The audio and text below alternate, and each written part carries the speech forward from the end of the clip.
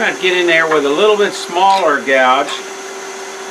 So I'm switching to a 1/2 inch, which I normally don't use. I don't like a 1/2 inch. Shatters a bit more. I prefer a 3/4 inch for most things.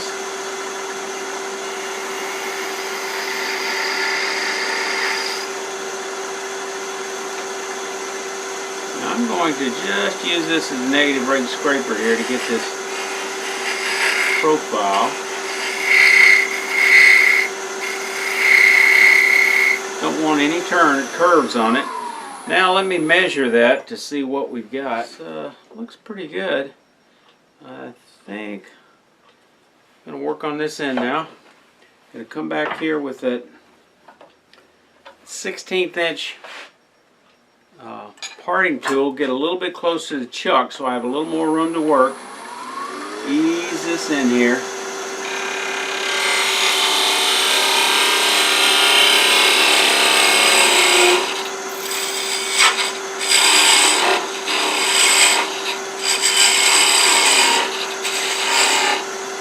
And let me do a measurement on the head one more time. In both directions, 1.35, and here, very close, right on the money.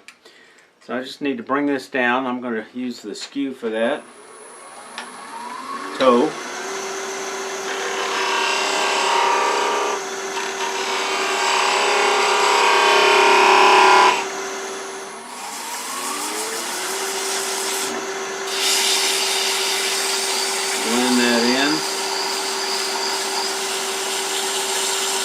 Try to get rid of the tool marks.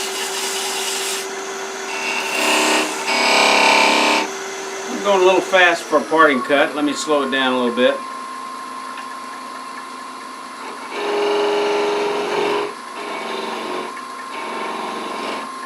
Maybe hit that just a bit with sandpaper while we can. Now, rather than risk tearing fibers, and I've just got such a small area in there, I'm going to use my flush cut saw. Not a bad way to cut off some things. I can sand off, cut off that nub a little bit with a pocket knife and finish sanding it. No problem. Okay, that won't take but just a bit of sanding, and there we've got a nice head.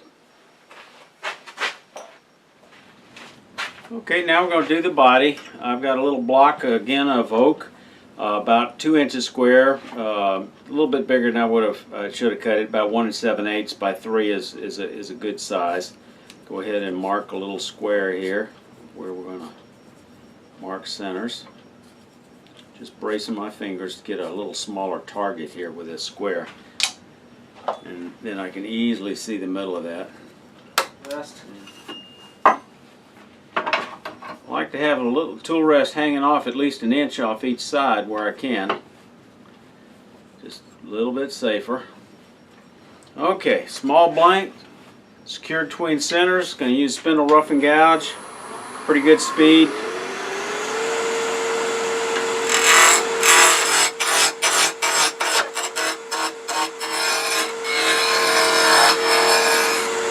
Mark with tenon.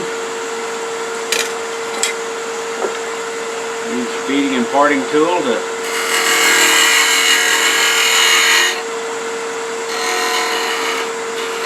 get parallel tenon for my Nova chuck.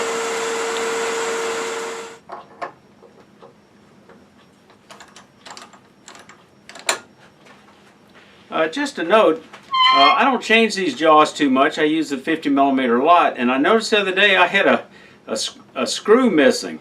It had worked its way loose, so if you're not changing your chuck jaws periodically, word to the wise, doesn't hurt to check them, make sure they're secure. You don't get them super tight, but you do want to make sure they're kind of snugged up a little bit.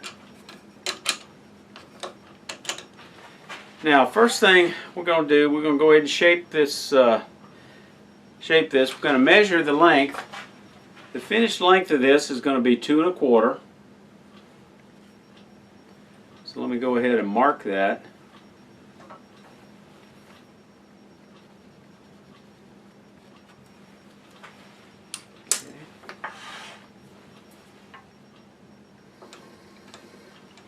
And I always like to mark those things with more than a line, because the line can disappear in a heartbeat. So since I know that's going to be the end of it, just enough to where I don't lose that reference.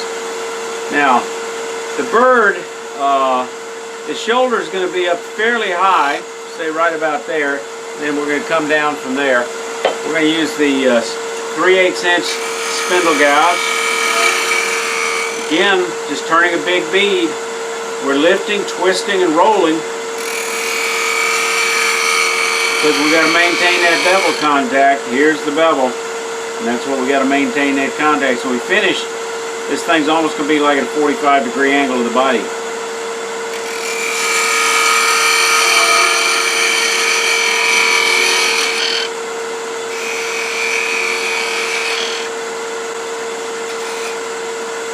Now let's kind of start shaping the bottom a little bit.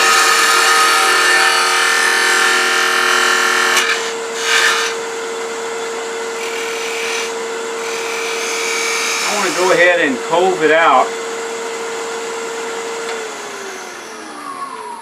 concave it to where the head's going to rest on this end. So let's bring that up, move it live center. Don't want to get Turner's elbow. And we're just going to, probably wouldn't hurt if I'd gone ahead and made a template for this, so I'll just have to kind of eyeball that. We're going to come in like this, and we're not going to go too terribly deep.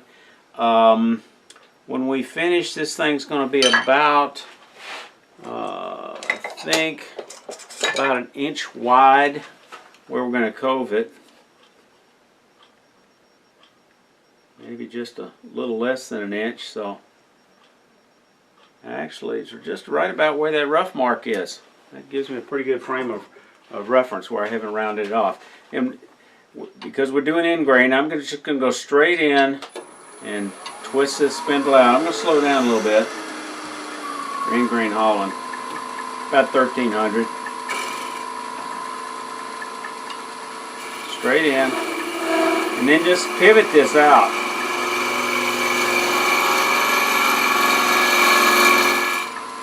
Going just a bit deeper.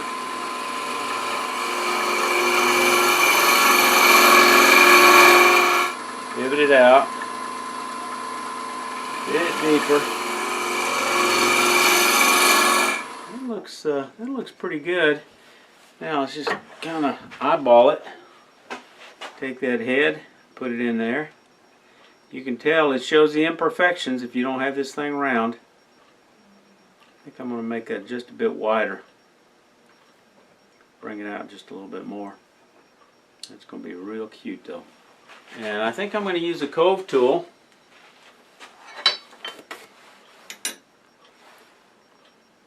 Specialty scraper. Okay, I finished concaving, got a nice shape. Kind of tested it out with the bird head to make sure we got a pretty reasonable fit. Now I'm going to go ahead and take that part down, and then the bottom of this we're going to take down to, I believe it's about 3/4. Let me check my reference sheet here. At 3/4 of an inch at the bottom. So let's take our parting tool and go ahead and make a pretty good parting cut down to 3/4 of an inch to use as a reference.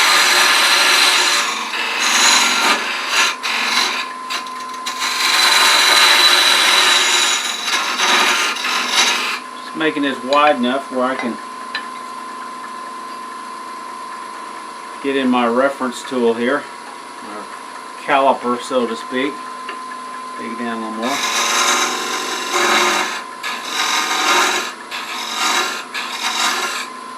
Okay.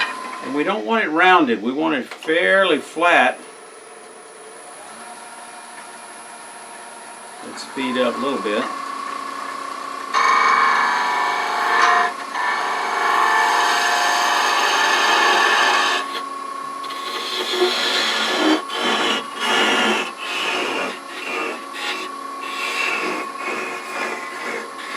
It's a challenge to try to cove the bottom. We'll have to look at some chucking options there. Let me see if I can find a small tool. I think I'm going to use this small detail gouge, see if I can't get in there. I'm still going to have to remove some wood.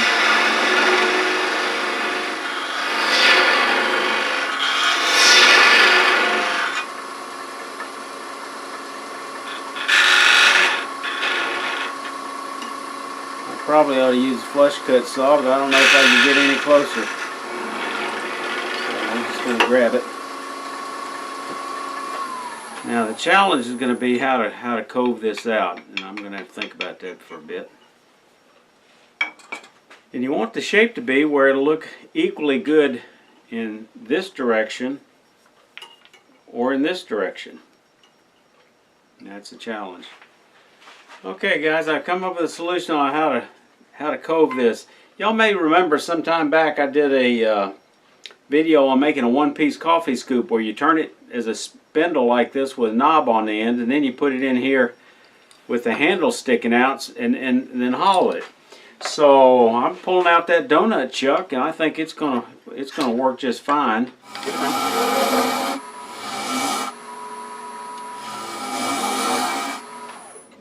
Not bad. Got just a bit of a dimple there that cove tool will take care of.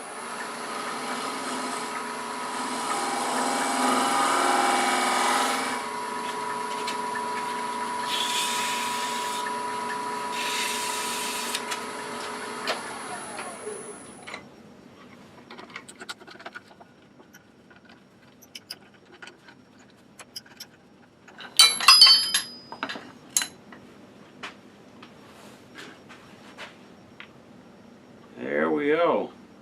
All I gotta do is clean off the back of that head and we'll have him. You know, and he can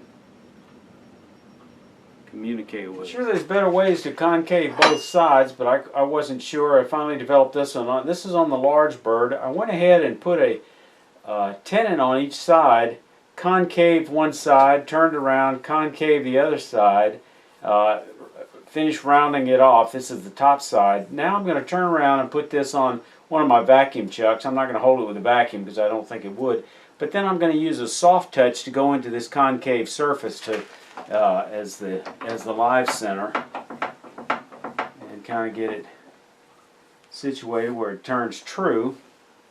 And then I'll be able to bring it on down. And I think that's going to work fine. May have to work on it a little bit to get it to run true. Just going to blend it with sandpaper, I think.